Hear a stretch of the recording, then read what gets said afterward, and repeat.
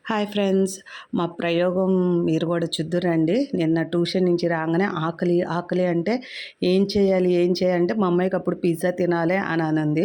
Pizza తినాలా? ఇప్పుడు pizza ఎక్కడి నుంచి వస్తది అంటే, మనం చేద్దాము చపాతీ పిండి ఉంది గదా! నువ్వు ఎలాగైనా చపాతీ చేద్దామని కలుపుంచావు గదా! అనేసి చపాతీ పిండితో ఇలా పిజ్జాని రెడీ చేశామండి. అసలు బాగొస్తుందా? రాదా? ఏం తెలీదు. ఏం చెయ్యాలో గూడా తెలియట్లేదు. రాపోతే పడేయాల్సొచ్చిద్దా అని అనేసి అనుకుంటూ చేసాము. అసలు ఎలా వచ్చిందో మీరు గూడా చూడండి. చూడటానికి మాత్రం బాగా ఉంది. చీజ్ గూడా బాగా మెల్ట్ అయింది. చక్కగా కాలింది. చపాతీ పిండి కాబట్టి బాగా కాలింది. ఇక టేస్ట్ సంగతికొస్తేనే ఆలోచిస్తున్నాం. దీని భవిష్యత్తేంటా అనేసి. ఇదిగోండి. దీని అవుట్‌పుట్ అయితే ఇలా వచ్చింది. చపాతీ గాబట్టి కొంచెం కట్ చేయటం కొంచెం నానా కష్టాలు పడ్డాము.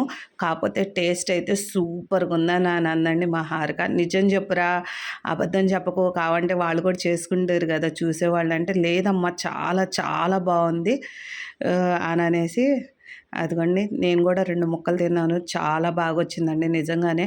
దీన్ని ఎలా చేయాలో ఏంటో నీకు మరొక వీడియోలో మళ్ళీ చెప్తాను. అదిగోండి ఒక్క ముక్కే ఉంది. అదిగోండి చూడండి నాకేసింది.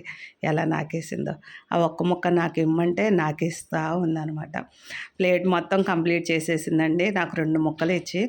దీన్ని ఎలా చేయాలి, ఏంటి అనేది మరొక మంచి వీడియోతో మీ ముందుకొస్తానండి. ఓకేనా ఫ్రెండ్స్?